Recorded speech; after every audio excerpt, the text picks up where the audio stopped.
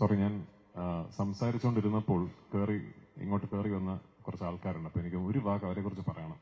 ഈ സിനിമയുടെ മാർക്കറ്റിംഗ് നമുക്ക് തുടങ്ങാൻ സാധിച്ച ദിവസം മുതൽ എന്റെ മനസ്സിലുള്ള കുറച്ച് കാര്യങ്ങളെങ്കിലും നമുക്ക് പുൾ ഓഫ് ചെയ്യാൻ സാധിച്ചതിന്റെ പിന്നിലെ പ്രയത്നത്തെക്കുറിച്ച് ഞാൻ പറഞ്ഞു. ഒന്ന് കൃഷ്ണമൂർത്തി, ഗണേഷ്, ഓഫ് കോഴ്സ് എന്റെ നിർമ്മാതാക്കൾ. രണ്ടുപേരും എനിക്ക് എടുത്ത് പറയേണ്ടതായിട്ടുണ്ട്. ഒന്ന് ആശിഷ് ആന്റണി, അനീഷ ആന്റണി. ഒന്ന് എണീറ്റ് വെക്കും. ആന്റണി പെരുമാറിന്റെ മക്കളാണ്. അച്ഛന്റെ എല്ലാ ഗുണങ്ങളുമുള്ള, അച്ഛന്റെ കുഴപ്പങ്ങളൊന്നും ഇല്ലാത്ത രണ്ടുപേരാണ്. ഇവരാണ് ഉറങ്ങിയിട്ടില്ലെന്നൊന്ന് കുറച്ച് ദിവസമായിട്ട് കേട്ടോ. ഞാനും ഉറങ്ങാൻ സമ്മതിച്ചിട്ടില്ല. രാത്രി 2 മണി 3 മണിക്കൊക്കെ ഞാനിങ്ങനെ ശല്യപ്പെടുത്തിക്കൊണ്ടിരിക്കും. Thank you for all the support. നിങ്ങളില്ലായിരുന്നെങ്കിൽ ഇതെനിക്ക് പുൾ ഓഫ് ചെയ്യാൻ പറ്റില്ലായിരുന്നു. അതുപോലെ തന്നെ സജീവ്, ഭയങ്കര ഫാൻസ് ആയിരിക്കുമല്ലോ മോഹൻലാൽ ഫാൻസിനിടയിൽ. സജീവ് ഉണ്ട്, ഉറങ്ങിയിട്ടില്ല സജീവൊക്കെ. വിപിൻ ഇവിടെ, വിപിൻ എന്റെ ടീം പെർഫാക്റ്റീവ് ഹെഡ് ചെയ്യുന്ന ആളാണ്. ഇവരാരും കഴിഞ്ഞ ഒരാഴ്ചയായിട്ട് ഉറങ്ങിയിട്ടൊന്നുമില്ല. സിനിമ ഇൻഫാക്ട് ഒരു വലിയ സിനിമയ്ക്ക് പലപ്പോഴും സംഭവിക്കുന്ന ഒരു ക്രൈസിസ് എന്ന് പറയുന്നത് അവസാന നിമിഷവും ജോലി തീരാതിരിക്കുക എന്നുള്ളതാണ്. ഈ സിനിമയ്ക്ക് നേരെ തിരിച്ചായിരുന്നു. ഞാൻ മാർച്ച് 3 സിനിമ സെൻസർ ചെയ്ത് കഴിഞ്ഞു. അപ്പോഴേക്കും എന്റെ സിനിമയുടെ എല്ലാ വർക്ക്സും ഏറെക്കുറെ തീർന്നു. പിന്നൊരു ഫൈനൽ മിക്സ് ഒന്ന് ചെക്ക് ചെയ്യുക എന്നൊക്കെ അത്തരം ഒരു പേരിന് ചെയ്യേണ്ട ജോലികളെ ബാക്കി ഉണ്ടായിരുന്നുള്ളൂ.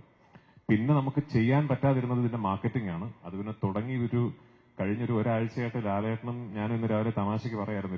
ഡെയിലി രാവിലെ എണീക്കുമ്പോൾ ഇതിപ്പോ ഏത് സിറ്റിയാണ്, ഏത് ഹോട്ടലാണെന്ന് മനസ്സിലാകാത്തൊരവസ്ഥയായിരുന്നു. പക്ഷെ അതിന് കൂടെ നിന്നതിന് ഒരുപാട് നന്ദി. Thank you so much. All right.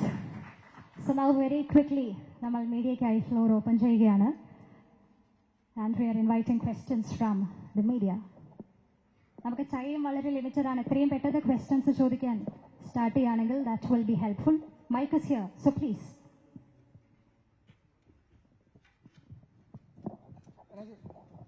രാജേട്ടാ,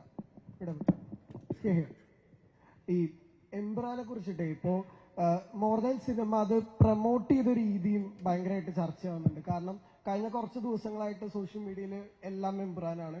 ചെന്നൈ പ്രൊമോഷൻസിനൊക്കെ ഞങ്ങൾ ഇതുവരെ കാണാത്ത ലാലേട്ടന്റെ ഒരുപാട് മൂമെന്റ്സുകൾ ഞങ്ങൾക്ക് കാണാനിടയായി. ശരിക്കും ഈ ഷൂട്ട് ചെയ്യുമ്പോൾ തന്നെ ഇത് എങ്ങനെ മാർക്കറ്റ് ചെയ്യണം എന്നുള്ളതും രാജുവേട്ടന്റെ ഒരു ഐഡിയ ആയിരുന്നു ശരിക്കും.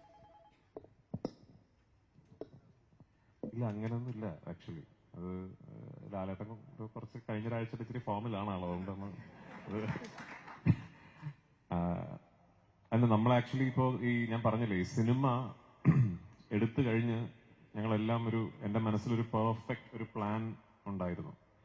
അപ്പൊ ആ പ്ലാൻ ഞങ്ങൾക്ക് കൃത്യം ഒരു ഡേറ്റിന് എന്ത് സംഭവിക്കണം. ഇപ്പൊ ഞങ്ങളുടെ ഒരു ക്യാരക്ടർ ഇൻട്രോ ക്യാമ്പയിൻ ഒക്കെ ഉണ്ടായിരുന്നല്ലോ. ഫെബ്രുവരി 26 ക്യാരക്ടർ ഇൻട്രോ ക്യാമ്പയിൻ കഴിഞ്ഞത്. അപ്പൊ അന്ന് ഫെബ്രുവരി 26 കഴിഞ്ഞാൽ 27 എന്ത് സംഭവിക്കണം, 28 എന്ത് റിലീസ് ചെയ്യുന്നു, അങ്ങനെ കൃത്യം ഒരു പ്ലാൻ ഞങ്ങൾക്കുണ്ടായിരുന്നു. ആ പ്ലാനിന് വേണ്ട എല്ലാ ക്രിയേറ്റീവ്സും കാര്യങ്ങളും എല്ലാം റെഡിയാക്കി ഞാൻ അങ്ങനെ സിനിമയെ സമീപിക്കുന്ന, അങ്ങനെ സിനിമ ചെയ്യുന്ന ഒരാളാണ്.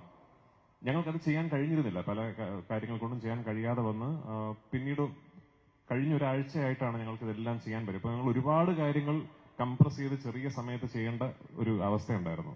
പക്ഷെ അപ്പോഴും ഭയങ്കരമായ സന്തോഷത്തിലായിരുന്നു ഞങ്ങൾ ആസ് എ ടീം. കാരണം ഒരു ക്രൈസിസ് വളരെ പെട്ടെന്ന് അതിജീവിച്ച് നമ്മൾ സ്വപ്നം കണ്ട പോലെ ഒരു റിലീസ് ഈ സിനിമയ്ക്ക് കൊടുക്കാൻ സാധിക്കും. Thanks to Antony Perumbavoor, thanks to Gokulam Gopalan, thanks to all our distributors across the world. ആ ഹാപ്പിനെസ് ആയിരിക്കും നിങ്ങളൊക്കെ ഈ പ്രൊമോഷൻസിലൊക്കെ കണ്ടത്. അല്ലാതെ പ്രൊമോഷന് പോയിരിക്കുമ്പോൾ ഏത് ഇന്റർവ്യൂവിന് ഏത് കോമഡി പറയണം എന്ന് പ്ലാൻ ചെയ്തിട്ടല്ല നമ്മൾ പോയത്. അത് പിന്നെ നമ്മളെങ്ങനെ എൻജോയ് ചെയ്ത് വി ജസ്റ്റ് ഹാഡ് ഫൺ. പക്ഷെ ഈ പറയുന്ന പോലെ ഞങ്ങൾ പോയ എല്ലാ സംസ്ഥാനങ്ങളിലും അവിടുത്തെ മീഡിയ അല്ലെങ്കിൽ അവിടുത്തെ മീഡിയ പേഴ്സണൽ വലിയ ആവേശത്തോടെ, വലിയ ഹാപ്പിനെസ്സോടുകൂടി, വലിയ സന്തോഷത്തോടു കൂടിയാണ് ഈ സിനിമയുടെ ടീമിനെ സ്വീകരിച്ചത്.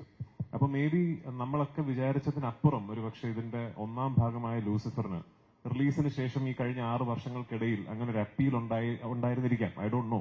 നമ്മൾ ഏത് സംസ്ഥാനത്തിന് പോയാലും ഈ സിനിമയുടെ സെക്കൻഡ് പാർട്ട്, അപ്പൊ ഞങ്ങൾ ഡൽഹിയിൽ പോയി.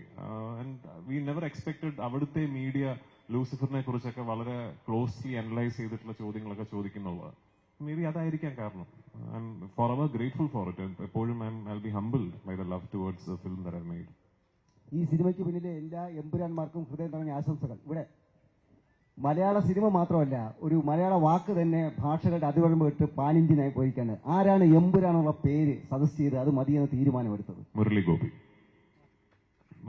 മറ്റൊരു പേര് ആരുടെയും മനസ്സിലായിരുന്നു എമ്പുരാൻ മതി എന്നുള്ള തീരുമാനം? ഇല്ല, 1-2 പേരുകൾ ഉണ്ടായിരുന്നു. പക്ഷെ എമ്പുരാൻ എന്ന പേര് സെലക്ട് ചെയ്തത് മുരളി ഗോപിയാണ്. ഈ സിനിമയ്ക്ക് എമ്പുരാൻ എന്ന പേരിടുന്നത് ഞങ്ങൾ ആ 1ാം ഭാഗത്തിലെ അവസാനത്തെ സോങ് എഴുതിക്കൊണ്ടിരിക്കുക. അത് എഴുതിയത് മുരളിയാണ്. ആ സോങ് എഴുതി തുടങ്ങുന്നതിന് തൊട്ട് മുമ്പാണ് ഇതാണ് അടുത്ത സിനിമയുടെ പേര് എന്ന് മനസ്സിൽ ഉദിച്ചത്. മുരളിയുടെ പേരാണ്.